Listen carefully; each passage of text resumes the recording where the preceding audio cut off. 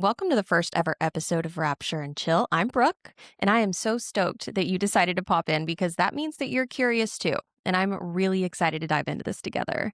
Since this is our first ever conversation, I want to kick things off by talking about something that seems to already be happening on a pretty large scale: the Great Awakening.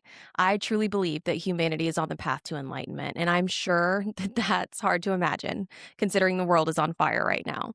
But honestly, that's the point. None of the stories of awakening, enlightenment, or heaven are without suffering, trials, and tribulations. We have to connect on a human level, beyond religion and politics. We need to find the spiritual connection and common ground that can unite us as human beings. We are all the same on a much deeper level than the buildings we worship in and the people we vote for. They want us to believe that. It's East versus West, North versus South, Christian versus Muslim, Republican versus Democrat, Black versus white. I don't buy that. I simply refuse to believe it, that any God, yours or mine, would want us to be this divided. The more we let them make us hate each other, the farther we get from humanity as a whole. So I want to do like a high-level overview of the big five plus one so we can see how each of these spokes on the wheel lead to the same ultimate center. They do connect in the middle. This won't be a deep dive into religion. We'll do more of that in future episodes. For now, I really just want to connect some dots and see if we can get on the same page. But before we jump in, I just want to say a few things up front.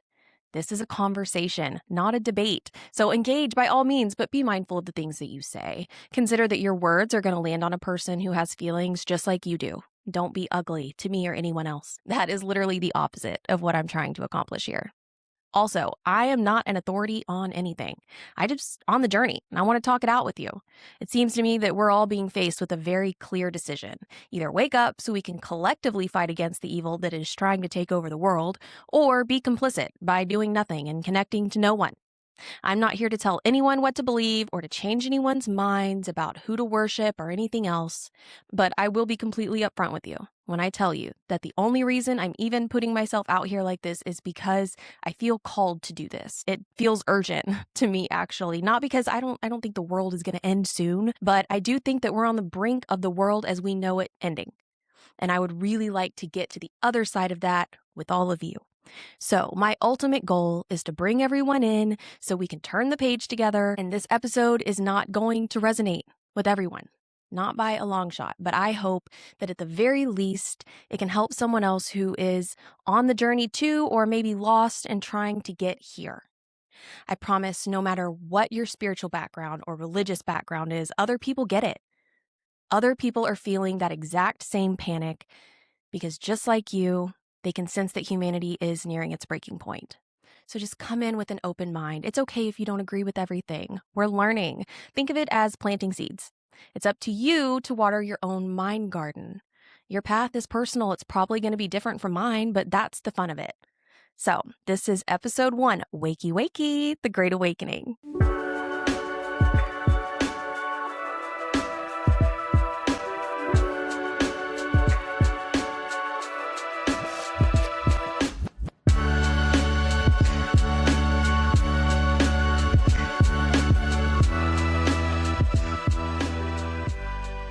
Have you noticed yourself starting to wake up to the reality of how the world works? You're not alone in that. I think once we learned from WikiLeaks and the Epstein files that the elites have been running a devil-worshipping child trafficking ring for the better part of a century, the veil really started to lift for the masses. My biggest shift, though, actually started in 2020. I've always been an empathetic person. I'm very sensitive, but 2020 is when I really began to notice that empathy was charging in like a bull in a china shop. And this is just me speaking from my own personal experience, but I believe empathy is one of the things that you have to find in order to reach enlightenment. And that means loving your neighbor, whether they're across the street or across the world. I know no matter how my beliefs change over time, I'm always going to view the world from a Christian perspective, because that's the foundation that my spiritual growth was built on. But I want to be clear about this. I think God is bigger than Christianity. I think God is bigger than organized religion. So while I do think it's important for me personally to follow the teachings of Jesus, I also think that there is so much to learn from other prophets like Muhammad and Buddha. And that does not make me a bad Christian. It makes me a student of religion. Understanding other cultures and religions is what makes a peaceful and loving society. And I think it's possible for many things to be true at once. The world is full of different perspectives. And if we're going to relate on anything, it makes sense to me that it would be spirituality. But that means we have to learn some stuff. So let's get started with the Abrahamic trilogy. The three religions who serve the same God but can't seem to agree on much else, like siblings, who have more in common than they want to admit but fight anyway. Judaism would be the eldest child. The Hebrew Bible is called the Tanakh, and the Torah is the first 5 books, the books of Moses. The Tanakh is essentially the entire Old Testament, kind of. It's assembled in a different order, and the interpretations vary a little, but the info is generally the same. So for at least that part, Jews and Christians are on the same page. Now, in the Christian Bible, the Old Testament is followed immediately by the New Testament, but there's actually a whole collection of scriptures that bridge the gap between the Old and New Testaments, and these are known as the deuterocanonical books or the Apocrypha. But unless you were Catholic or Orthodox, you probably didn't have these stories in your Bible growing up. The topic of the Apocrypha can be a touchy one, depending on who you're talking to. But I personally think it's an incredibly important part of the Holy Scriptures. There's so much written about both Mary and Jesus during their respective childhoods, which is not much in the Bible. Plus, there's the book of Enoch, which is probably my favorite of all time. It tells us about Enoch, who was the son of Cain and the great grandpa of Noah. He was raptured alive, just snatched up. He got lifted by the clouds, and the winds guided him into the heavens. And you will never convince me that that doesn't describe a UFO. But Enoch walked with God. Elijah too, actually. He was scooped up on a chariot of fire and taken to heaven alive. More on that later. But when we get into the New Testament, that's where Jesus shows up for Protestants. Jews do believe that Jesus existed, but they believe he was a rabbi, not God. And as you know, Christians disagree. That's okay. You're allowed to disagree. If it doesn't affect your own beliefs, then just keep it moving. According to the Protestant Bible, Jesus was born as the Son of God to a virgin, Mary. He was sent as a prophet to teach people the way, and he led by example. He fed the hungry, healed the sick, and ultimately died saving humanity through his teachings. That's a pretty long story, but throughout the Torah and the Bible, you see a pattern of God sending people to guide humanity over and over, and humanity just being like, nah. So over the centuries, after the flood, people started acting up again. So he sent Jesus. And the Romans were not big fans. His teachings were not conducive to the lifestyle that their leaders were trying to live. Judas, being the sellout that he is, told the authorities where Jesus was, and Pontius Pilate ordered Roman soldiers to arrest and crucify him. As the story goes, when Judgment Day comes, Jesus will return with his entire posse in tow, including Enoch and Elijah. This whole event, the resurrection, is one of the major areas where Islam and Christianity also differ, because the Quran does not teach that Jesus was God or the Son of God. It describes Isa, Jesus, as a messenger from Allah, God, to the children of Israel. So, similarly to Jewish teachings of Jesus, Isa was still a prophet chosen by God who was born to a virgin, but he was human. In the Quran, Isa said, I have come to you with a sign from your Lord, and that I make for you out of clay, as it were, the figure of a bird, and breathe into it, and it becomes a bird by Allah's leave. Now, I would like to point out that if Protestants hadn't decided to exclude the Apocrypha from the Bible, we would have heard that story about the clay birds too, because it's in there. But I digress. Okay, so to be clear, Isa was not crucified, and you guys, that's okay. Again, it doesn't change anything about your faith. Worry about your own salvation. In Islam, it's believed that Isa was raptured before he was actually killed, and someone else was killed in his place. But while Isa was alive, he told of a future prophet named Muhammad, which means the praised one. Muhammad was sent 600 years after Isa because Isa's original message had been corrupted by people who focused on worshiping him as divine instead of following his teachings. I don't think Jesus ever wanted to be worshipped. So, where Jesus was sent to lead the people of Israel, Muhammad was sent to share Allah's message with the entire world. Muhammad died a natural death, but according to the Quran, he will be the first person resurrected on Judgment Day so he can ask God to show his followers mercy. So, if you're able to zoom out and look at the three Abrahamic religions as a timeline of human history on a condensed scale, they really do all fit together in a lot of ways. We just insist on focusing on the differences for some reason. Anyway, these three religions all teach that the path to enlightenment is simply being a righteous person and having a spiritual connection to God. The definition of righteous varies slightly depending on what book you're reading, but the overall sentiment is the same. It's the golden rule. Treat others as you would like to be treated yourself. You can argue with the wall, babe, but all three of these religions teach that you need to let go of your ego and follow God. It's the same message told in different books, but the path to enlightenment is ultimately the same. Imitate the attributes of God: humility, justice, and mercy, and be empathetic. So, let's move over now to dharmic traditions. Dharma is a concept in Indian religions and philosophies that provides the moral framework for achieving good karma. Hinduism and Buddhism both teach Dharma, but it's so interesting because Hinduism has really evolved over time. They really go with the flow. And honestly, this part deserves way more time in the conversation because the history itself is very long and very complex. I will try to keep this short-ish, but I'm definitely planning on doing an entire episode on Hinduism in the future. There's so much information, and I'm literally just a girl, an uncultured one. So, Hinduism doesn't necessarily have a founder. And not only is it believed to be the oldest religion that is still practiced today, but it's not even really just one belief system. It's more like a collection of different religions and beliefs that combined and morphed into one way of life. And generally speaking, most Hindus, I'm saying most because I don't know everything about Hinduism, okay? Most Hindus believe that God is in everything and is an infinite entity who can take pretty much any form: human, animal, anything.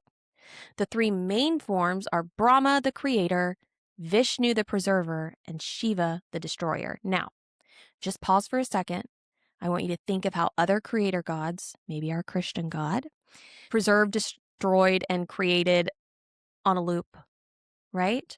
Without going into the entire history of Hinduism, because that would take hours, the basic concept is that by following Dharma, you get good karma. But karma isn't technically the only way. There are actually four main paths to enlightenment. These are called the four yogas. Translated to English, they are action, devotion, knowledge, and meditation. Action is karma, obviously.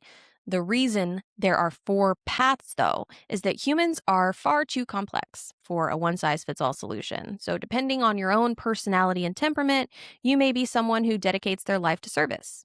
By serving others and the divine without ego or investment in the results, you're purifying your heart and ridding yourself of selfishness. I think that's called the law of detachment. That's karma. Or maybe you're better suited for the path of knowledge.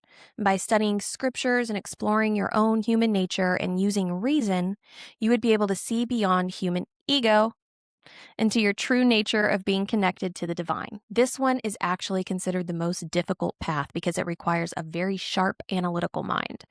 But none of them are easy. They're not supposed to be. It takes work and dedication. That's how you reach moksha, or enlightenment, which is when you can finally stop reincarnating and just chill like one of those cute little blobs in Soul. You're off the roller coaster and you've united with the divine. It's super interesting, and I will absolutely talk more about this in the future, but we must move on for now. Around 2,500 to 2,600 years ago, Siddhartha Gautama was born a prince to a family who followed the Vedic teachings, which would be Hinduism today. And his father majorly sheltered him. He never left the palace one single time until he was 29 years old, when he finally got curious enough about the world to take 4 separate chariot rides around the palace walls. And on each of those trips, he encountered something he had never seen before: an old man, a sick person, a corpse, and a monk. But they don't walk into a bar. So suddenly he realized that everyone is mortal. This poor guy had never even been off of his own property in his entire 29 years, and now he sees an old man, a sick person, and a corpse for the first time and realizes that every person, including him, would suffer and die. Don't we all? But he noticed that the monk was peaceful. The only person, actually, who seemed to not be suffering, and that inspired him to go on a search for enlightenment. He wanted the secret. So he suffered for 6 years, nearly starving to death from extreme fasting, and he meditated a lot. But at the end of that 6-year journey, He received the answers to all his questions and finally reached enlightenment. And that is how he became the Buddha, or the awakened one. Buddha began teaching the Four Noble Truths, and these truths combined are the foundation of Buddhism. They basically outline how people have to live in order to end suffering and reach nirvana. And the key to that, you guessed it, good karma. Yeah, much like Jesus, Buddha taught that if you live a virtuous life, you will reach enlightenment. But you don't worship Buddha, you follow the teachings of Buddha. And Buddhism doesn't focus on the concept of one creator God. They do believe in deities called devas, but they're heavenly beings. They're not immortal. They're not that kind of God. Does that make sense? They're like lowercase gods.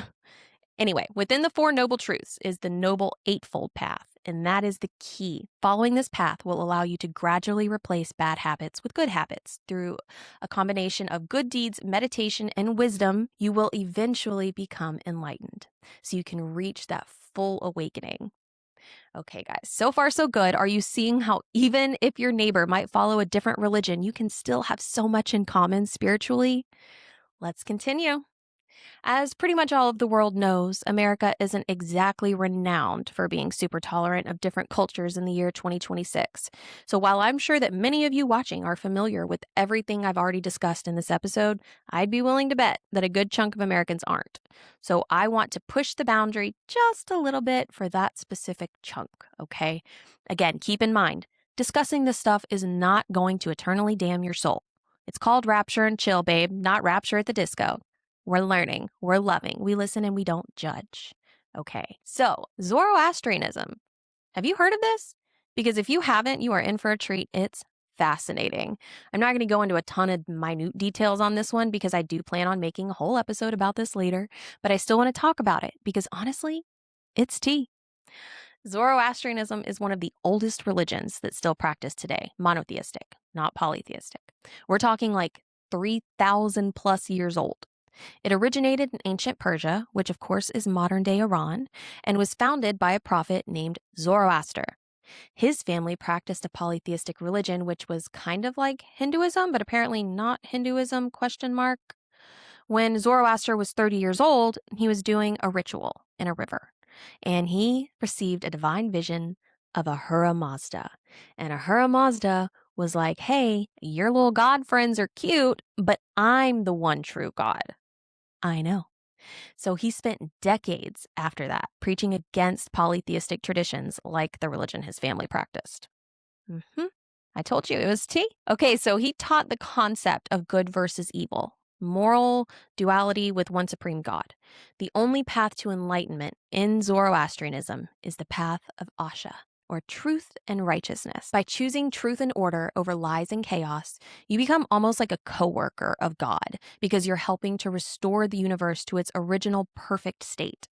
And the whole point is to have a healthy mind, body, and spirit so you can effectively fight against spiritual darkness. This is achieved by following the threefold ethic: good thoughts, good words, good deeds. I mean, it's really no different than striving for good karma or following the golden rule, right? Zoroaster also describes something very similar to a judgment day, where you would be held accountable based on your soul's deeds.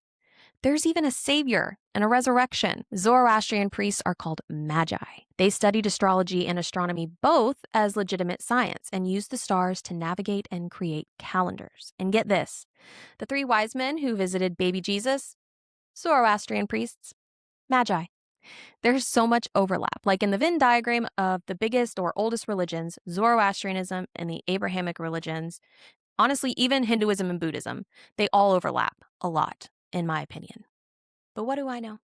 Anyway, one could make the argument that Christians, Jews, and Muslims all spun off from Zoroastrians, but I don't know what to do with that information. Here's the point, friends. What's different? What's similar? If all the religions we discuss today have one thing in common, it's that being a virtuous person, a righteous person, is the main path to enlightenment. And it's impossible to get there without empathy. Empathy helps form the human connection that the world is missing right now. I think that the consistent tragedy befalling our beautiful planet is breaking our hearts. We've watched it our whole lives, entire ecosystems and civilizations destroyed by the people put on this planet to protect it. And because of that shared pain, we're all gaining this deep, profound sense of empathy. And this is why we're all waking up. The veil is being lifted and the evil of the world is exposing itself. Whether you believe in one God, many gods, or no gods, human beings can connect spiritually through empathy. And I think it's really important that we stop looking to governments, yours or theirs or anyone else's, to fix a problem of the heart. We really have got to start doing better. Over thousands of years, the one common teaching among most of humanity has been love and empathy. I'm guilty of falling into the trap myself, but I'm trying to do better. Maybe let's focus on that part a little bit more and quit being so damn hateful.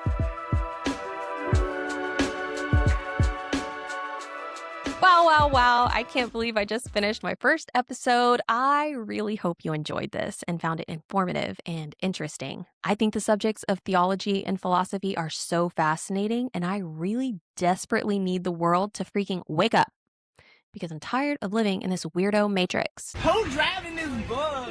Next time, we're going to travel beyond religion to the world of ancient indigenous prophecies. But I want your recommendations too.